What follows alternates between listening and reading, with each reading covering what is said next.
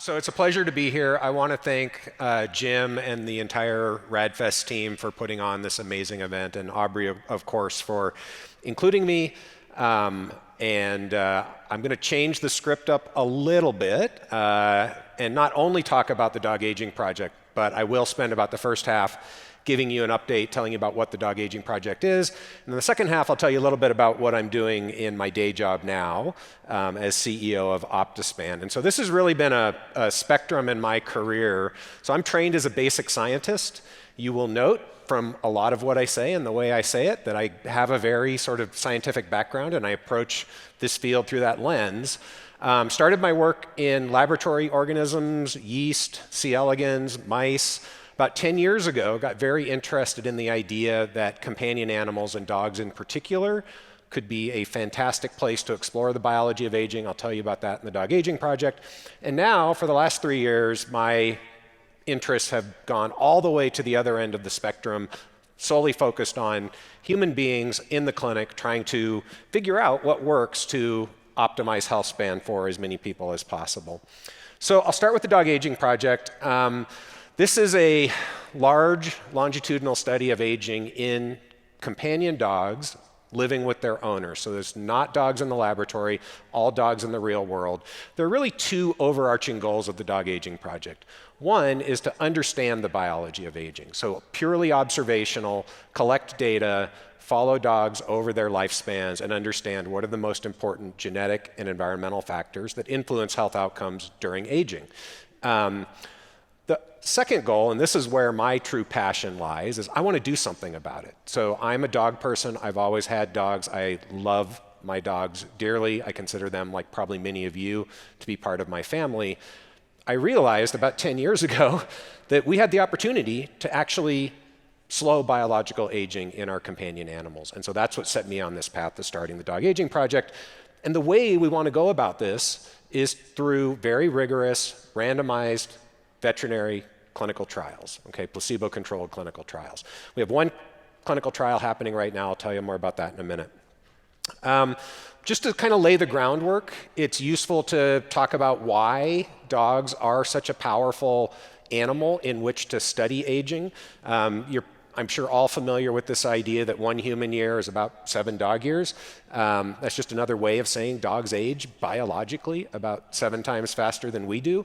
That's actually not a perfect equivalency, as I'm sure you're aware. It turns out dogs age biologically maybe 15 times, 20 times faster than we do when they're young, and then that sort of tails off as they get older. But obviously dogs do age biologically faster than we do, and they get all of the same age-related diseases that we do. Those diseases are age-related in dogs. And this means we can actually study that process in a time frame that is sort of much more amenable to discovery and to funding timelines for funding bodies that are interested in this kind of research. Dogs also have this really unique genetic and phenotypic diversity. What I mean by that is if you think about almost any trait in dogs, just think about body size and the difference between a Chihuahua and a Great Dane. The diversity for that trait phenotypically is much greater in dogs than it is in people. And there's this very unique genetic architecture that overlays that phenotypic diversity. We've got a couple hundred purebred breeds of dogs, very much like inbred mouse strains. And then we have this mixed breed population on top of that. So that combination of phenotypic diversity and genetic architecture is very powerful for mapping genetic variants onto traits. And we're interested, obviously, in understanding how does genetics influence health during aging. And then there's the environmental piece, which is probably even more important than genetics. And one of the places where dogs are so powerful is they share the human environment. And if you think about the way we do research in the laboratory, we do everything we can to minimize environmental variation and study one thing at a time. But of course, we all live in this dynamic, complicated environment that's changing all the time. And in most ways, our companion animals recapitulate that environmental variation. That's actually what the graphics on the right side of that slide are meant to illustrate. I don't know if you can see it, but that large house is a dog house, and there's a little dog in front of it. So like in people, there are rich dogs, there are street dogs, there are dogs that practice healthy lifestyles, and then I don't know if you can see the dog with the cigarette in its mouth. There are dogs that maybe practice less healthy lifestyles, right? So again, I did not put that cigarette in the dog's mouth. That came off the internet, okay? Dogs don't smoke, right? typically, but they do breathe our air. Most dogs drink tap water, and we understand something about the quality of the air and the tap water because we know the zip codes where these dogs live. So again, very powerful environmental data we can get on these dogs as they're aging. The last two are related, and again, I think should not be underestimated. So this project engages people in science in a way that very few projects can. Over the course of building the dog aging project, we have had more than 50,000 people around the United States and their dogs participate in this study. I'm going to say that again. We've engaged 50,000 Americans in geroscience research. Can't think of another project that has come anywhere near that. And I think at a time when science is under attack, that's actually very, very important to give people a positive reflection on science and geroscience in particular. And then of course we want to learn about human aging, and we'll learn a lot about human aging, but we'll also learn a lot about dog aging, and there is intrinsic value, in my view, in being able to improve quality and quantity of life for our companion animals, both for the dogs and for the owners. Okay, I'm not going to go into detail on the history of the DAP, but for some of you, you may not know a lot about the project. So for me, this really came about in 2014 when I was co-directing the summer aging biology course at Woods Hole with Daniel Promislow, who's one of the co-directors of the project, along with myself. Daniel and Kate Creevy, the other co-director, she's a veterinarian at Texas A&M, had been thinking about a longitudinal study of aging in dogs. And I had this light bulb moment where I'm like, we know a lot of things that slow aging in mice. Some of those things are going to slow aging in dogs. And then I immediately thought of my German Shepherd and my Kazon at home, and I'm like, oh my God, I could slow aging in my dogs. I could slow aging in other people's dogs. This is something I have to do. So that's when I jumped on board and really went all out in trying to raise money for this, built a website, started a clinical trial. We did our first rapamycin clinical trial in 2015, a second one in 2017, got our first grant from NIH in 2018. And many of you will know NIH grants are 5-year funding cycles. There was this little thing called a global pandemic in that first cycle. Nonetheless, we did a lot. So we, like I said, engaged 50,000 people in geroscience, got 200 dogs in the clinical trial, about 70 papers, a bunch of citations, created this huge open access database, which I'll talk about in a minute. And in 2023, when the grant came up for renewal, it was not refunded.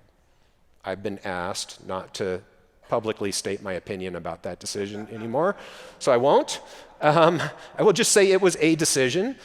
We did everything we could to raise philanthropic funds. We are working hard to get additional funding. I can tell you the good news is the clinical trial is now refunded, and that will get completed, so that's important. Still waiting to get the longitudinal trial refunded.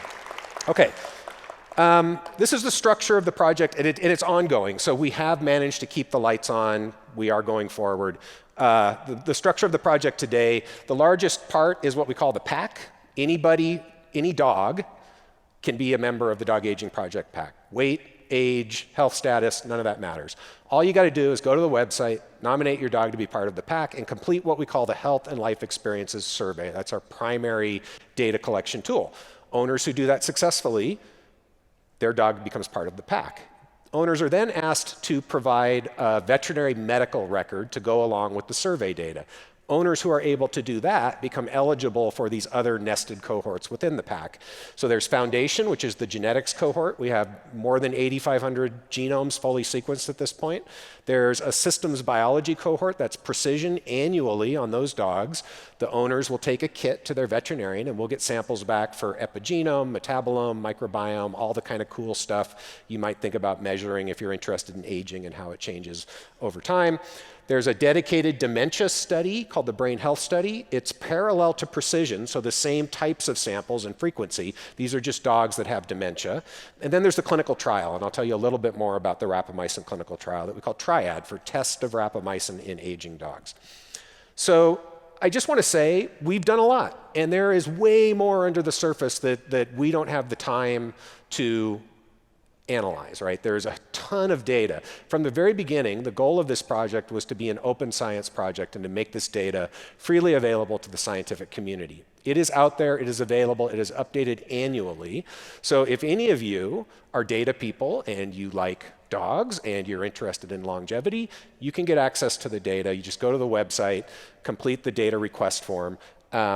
That URL that's in blue, data.dogagingproject.org, if you want to go there now, you don't even have to complete the data use agreement. You can kind of see the types of data that are there. I'm not going to show you slide after slide of demographic data, but this is what the page looks like, and it'll have lots of information on the demographics of the dog, the owners, activity, diet. So you can go check that out, and if you can think of a cool idea, you can get access to the whole data set and go to town, and I hope some of you will.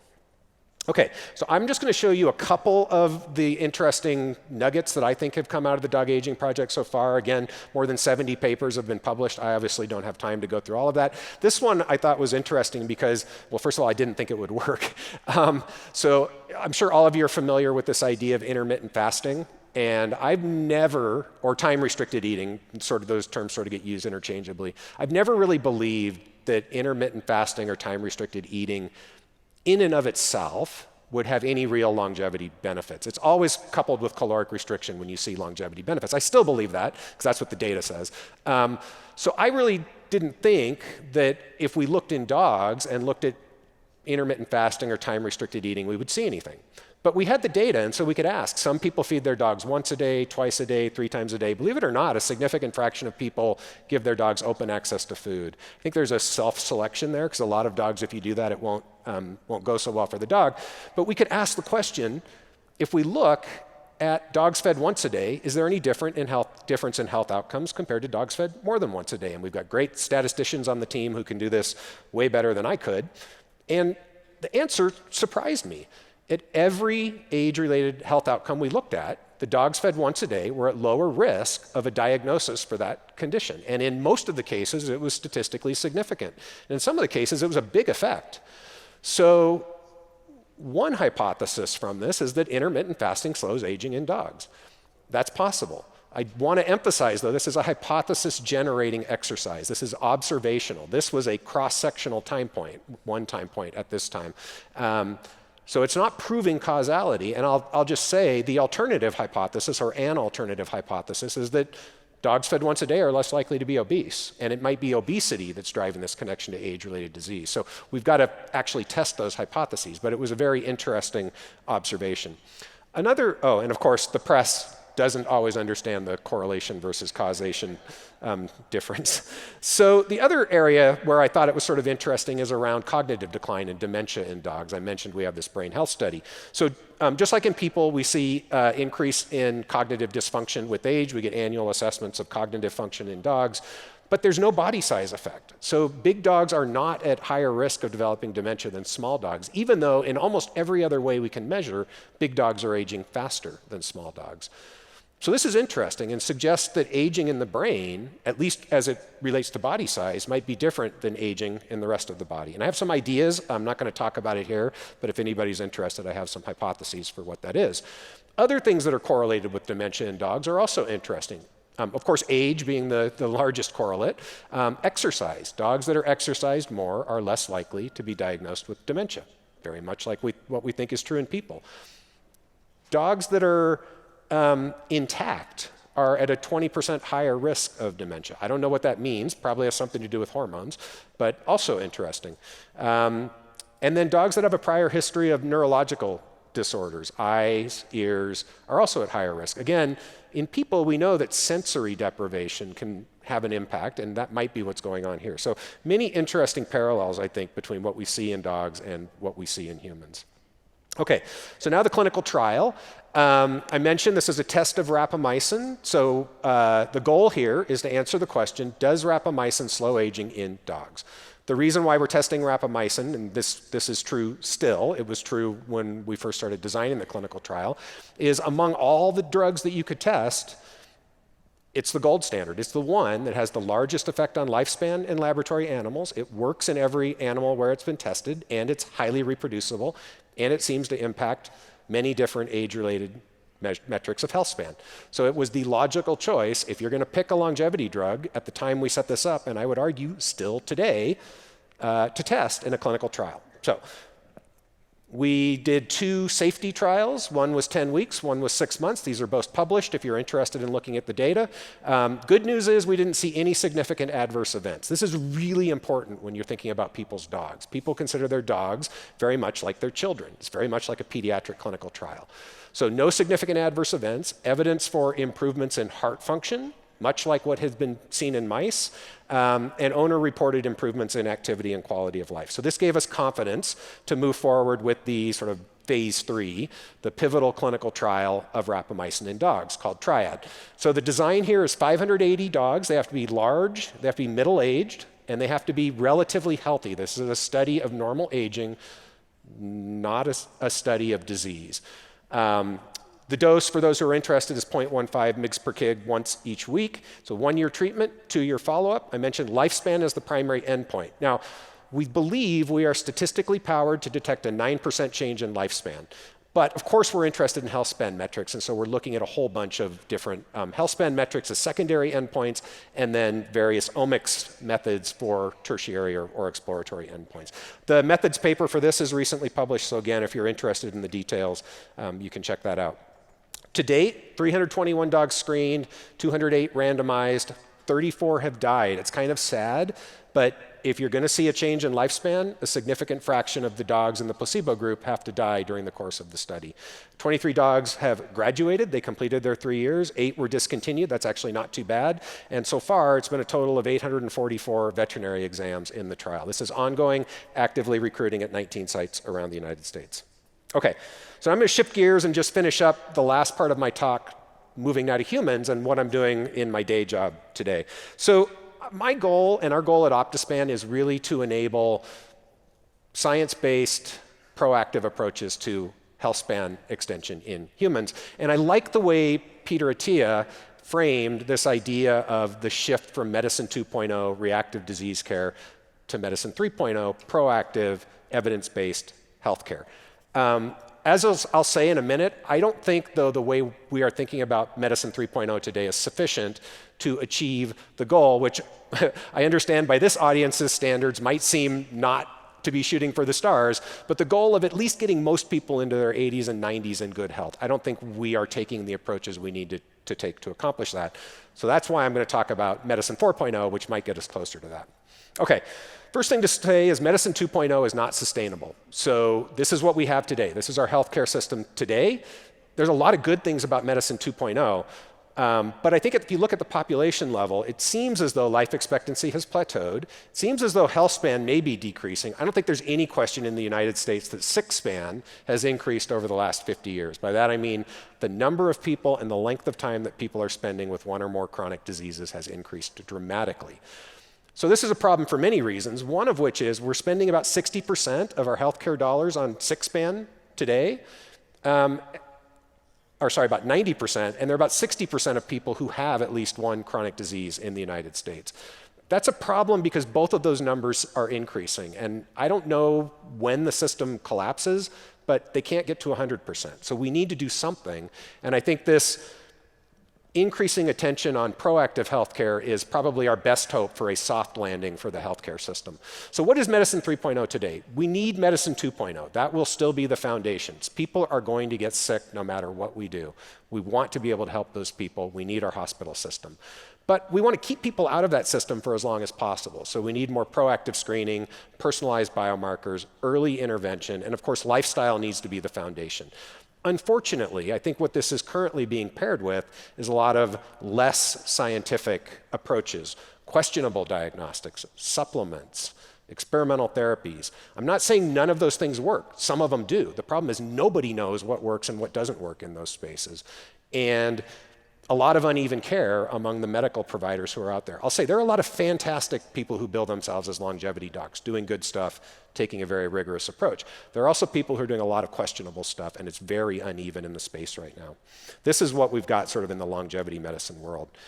And as I said, I don't think that's sufficient to achieve our goals. So what can we do better? This is what we're trying to do. There are lots of people trying to do this. I think we want to get to where we're doing rigorous work with biomarkers, supplements, and experimental therapies. There has to be a geroscience component of targeting the biology of aging, and there has to be approaches taken to utilize the new generation of AI tools that provide all sorts of opportunities for improving health span for people. And so those are the ways that that's sort of the concept that we're trying to bring to this area of healthcare.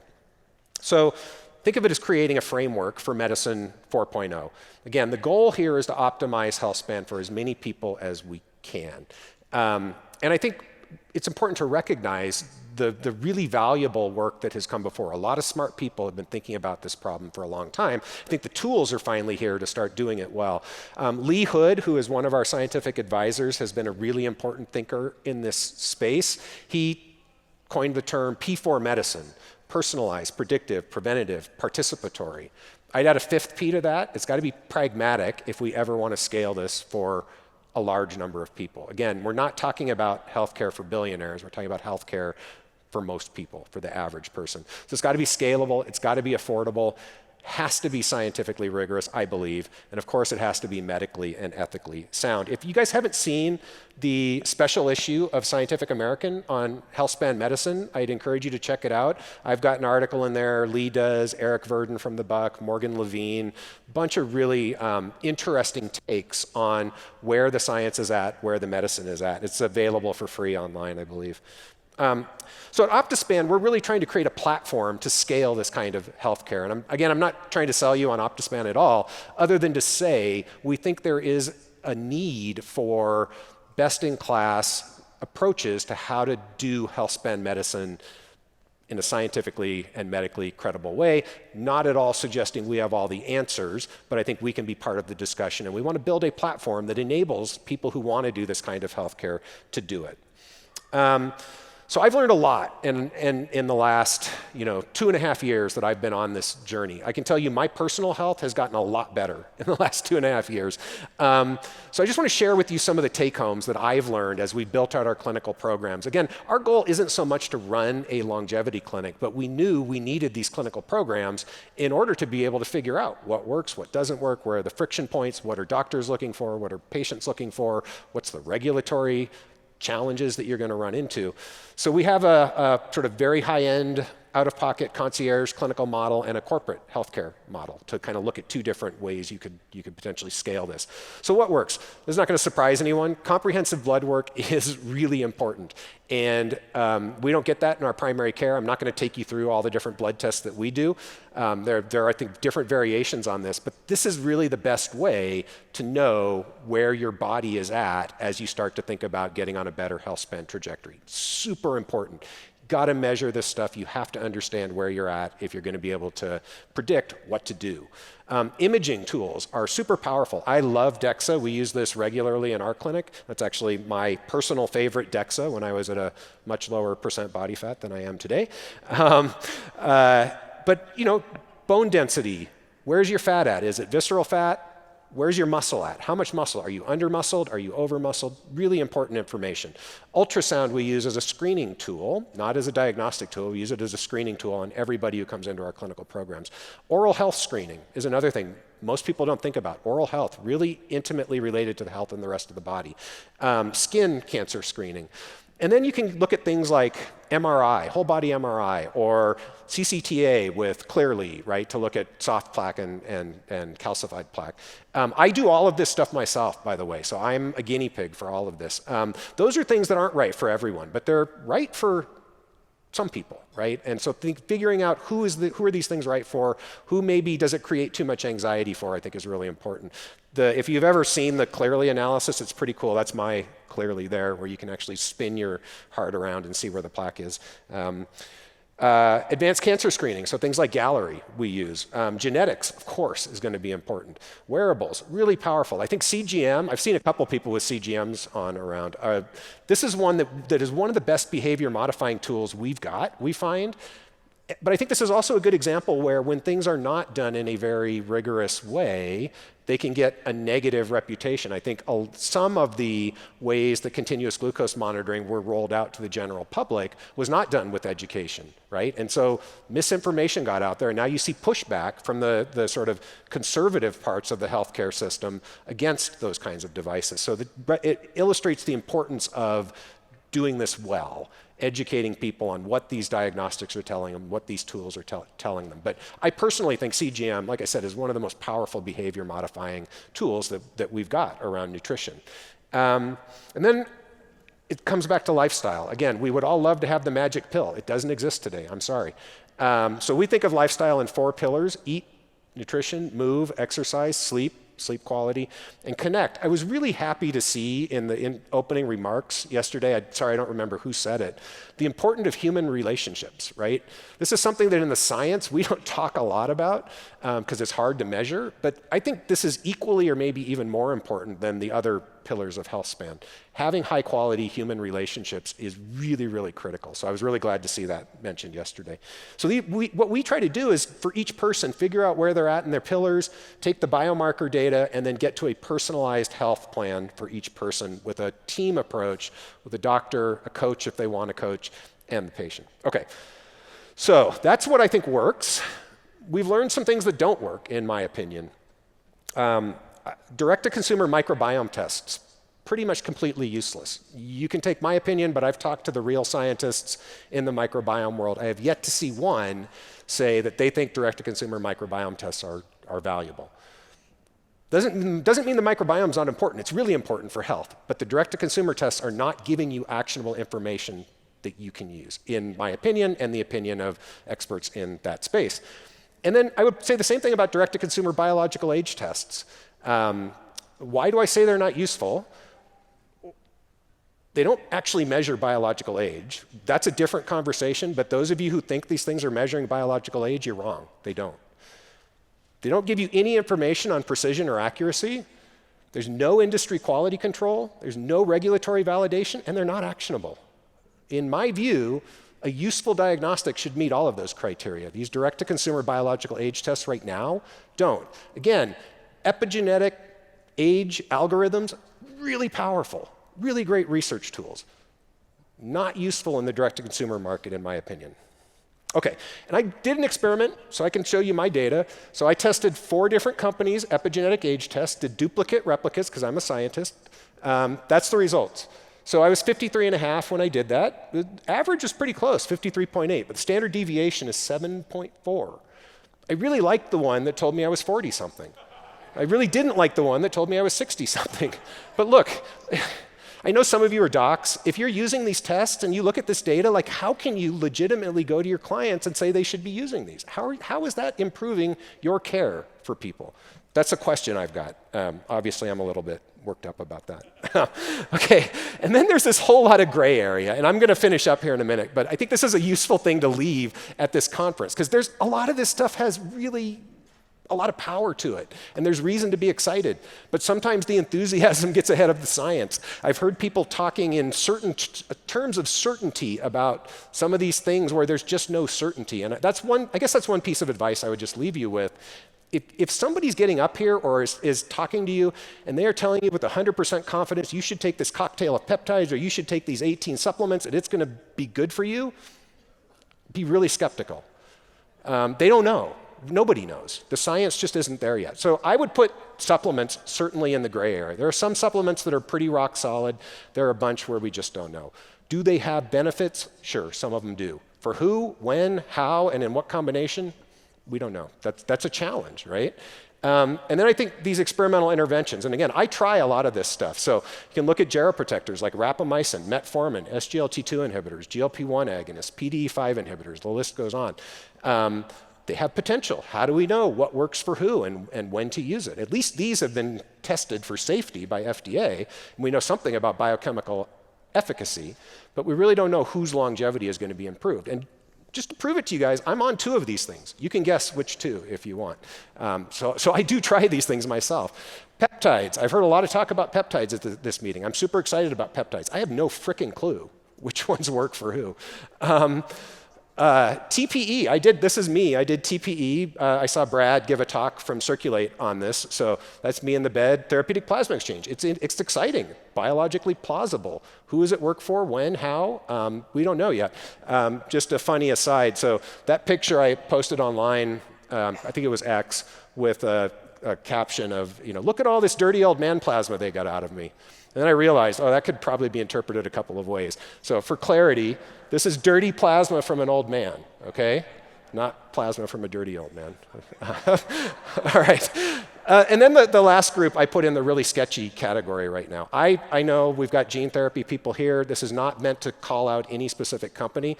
Some companies, the way they are marketing gene therapy right now is really sketchy. Anybody who's in this space has heard horror stories, right? So be careful would be my comment. And it's really not a good idea to self-source your own hormones or anything that is labeled for research purposes only and put that in your body. Okay, so how do we get better? And this is my last slide, Aubrey, I'm sorry.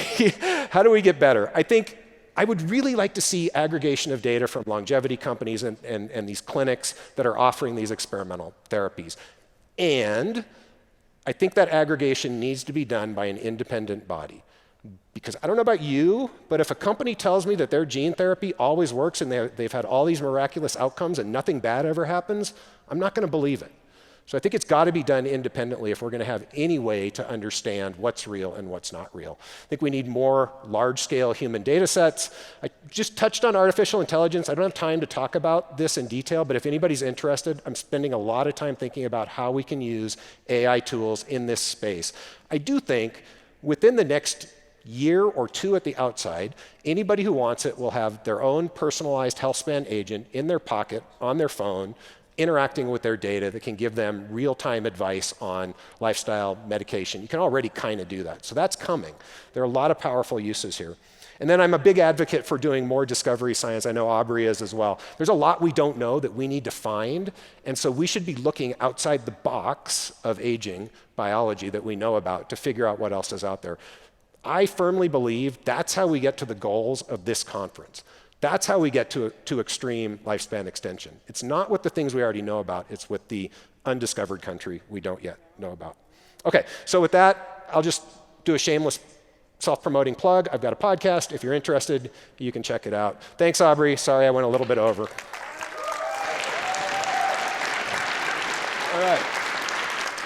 All right, yeah, the first thing I was going to say, I was going to plug Matt's podcast, so I don't need to do that because he just did it. I do want to say that, unlike Matt, I was not told not to give my opinion about the defunding of the dog aging project.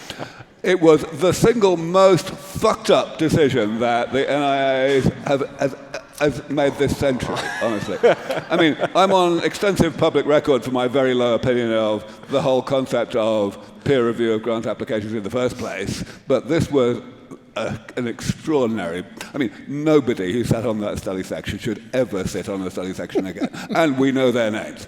So, anyway, enough of that. I do have a question for you before I ask for maybe one question from the audience. You don't have any time left, but good news is that Joe spent less time than he was allocated, so good. We do actually have a couple of minutes. So yeah, question about the dog cognitive decline. Yeah. So you said the rate of cognitive decline is the same in small dogs and big dogs. Does that mean that the small dogs were like smarter than the big dogs at any chronological age throughout their life, or does it mean that they died dumber? That's a great question.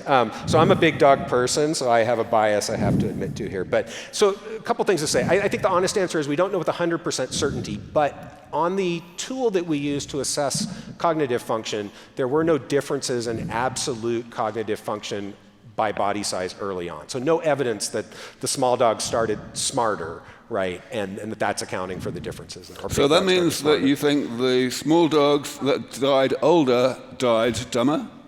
On average. I would not want to, talk about anybody's individual chihuahua, but yes, on average, that's right. All right, we have time for one question. Have you looked at any economic models that would make this Medicine 3.0 work for insurance companies or Medicare, such as instead of the annual renewal, a discount if you follow some sort of program? Yeah, it's a great question. The answer is yes. I have, but I'm not an expert in this space, and lots of people are looking at that. There's a couple things to say. I think the economics clearly work. if you look long term. The economics work to keeping people healthy rather than keeping people sick. The question is, how do you implement that in our current system with the current incentive structures? Another possibility, and this is the one we've explored more, is you get employers to buy in. So if you can do this at a price point that large employers can tolerate and view as a benefit or a retention tool, maybe you can get enough people to buy in that way. I think there are huge opportunities in this space, and again, I'm not going to get political at all, but I think now is a time where there are actual opportunities for change. So I think lots of people are thinking about this. I tend to be an optimist. Believe it or not, I'm an optimist by nature. I tend to be an optimist. I think we will start to see some of these things happen, but I don't know how long it's going to take for insurers and payers to get on board. All right, thank you.